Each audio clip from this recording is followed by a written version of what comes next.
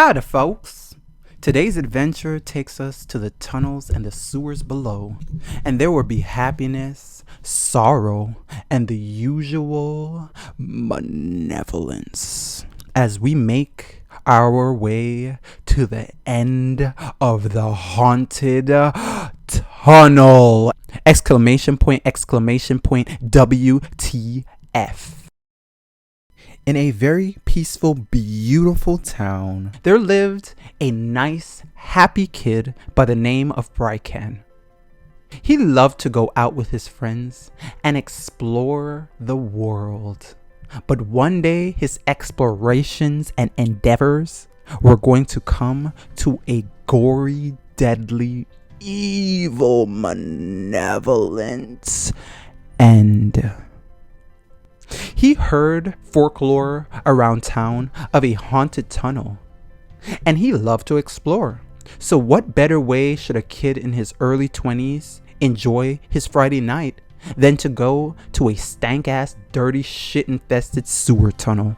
He certainly shouldn't go out to the best restaurants and to the best parties and travel America with all of that good-ass YouTube money. Definitely never do that. Anyways, it was 3:38 a.m. and Brycan was on his way to the haunted tunnel.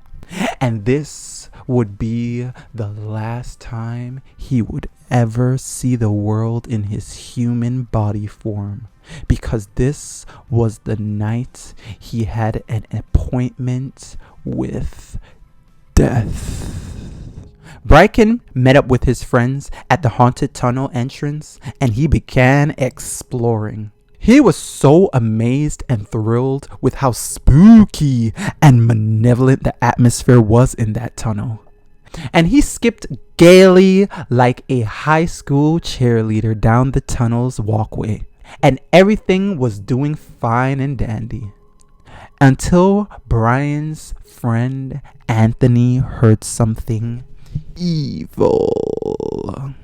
It was a faint, scratching, evil noise, and just as Anthony pointed it out, the rest of the friends heard it too. And they were so curious to see what was causing that noise, so they decided to continue into the tunnel to check it out. As they got further and further into the tunnel, Brycan's flashlight started to lose that precious electric battery juice, and his flashlight slowly went dark, and the tunnel was filled with darkness.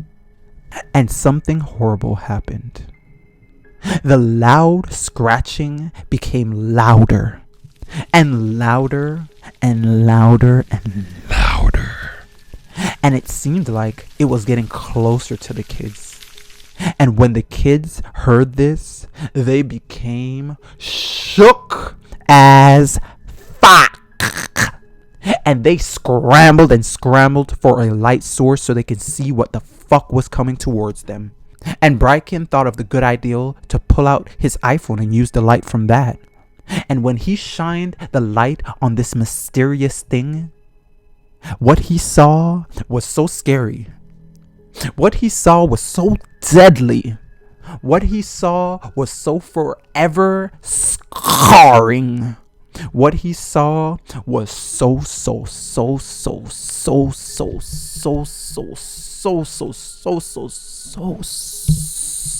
so malevolent as shite. Brycan shined the light at the creature, and it revealed the antennas and long hairy leg of a king monster-sized cockroach.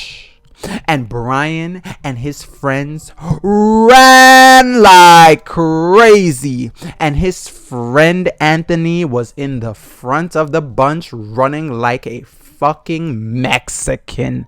And Brycan screamed and gaily yelped, Anthony, wait up! Anthony, you're going too fast! Anthony, wait up! Anthony! Oh! Anthony! What's going on? Wait, there's a... Wait. Oh my God. Anthony, I'm about to fall. Anthony. I'm about to fall. Anthony. And Anthony was way too fast as fuck that he didn't even hear Bryken's screams. And they all made it out the tunnel. And Bryken was at the end of the group. And what happened next was so horrible. The giant monstrous cockroach bit Bryken by his designer Adidas hoodie. And Bryken struggled and struggled and struggled to get away from it. And the group of kids tried to pull and pry the mouth of this demonic cockroach off of Bryken, but it was too strong. And all of a sudden, the evil cockroach fluttered its big ass cockroach wings, and it flew off with Brian into the iridescent, malevolent night sky. And Bryken let out a blood-curdling scream as it flew.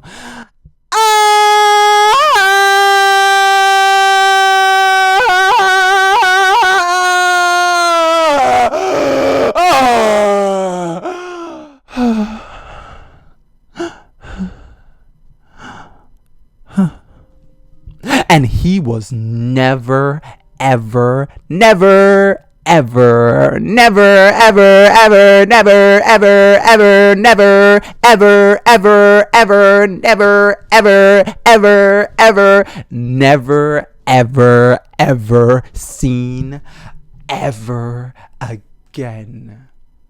Later that demonic night, Bryken was hung up on an old rusty nail in a secluded part of that intricate evil tunnel.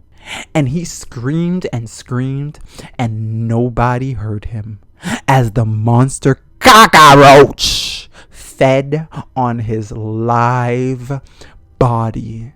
And it ate him, and it fucked him, and it mutilated him for days and days. And he sprayed a ample, supple supply of blood juice to feed that cockroach until the next group of lucky kids entered the tunnel, and he died that night. The end.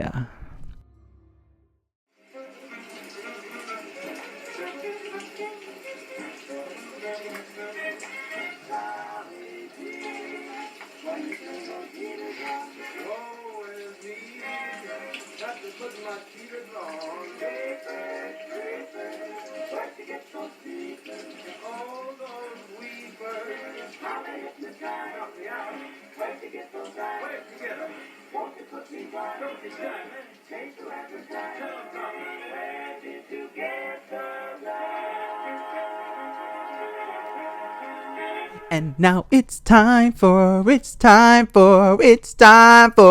Sleep Dart's final thoughts.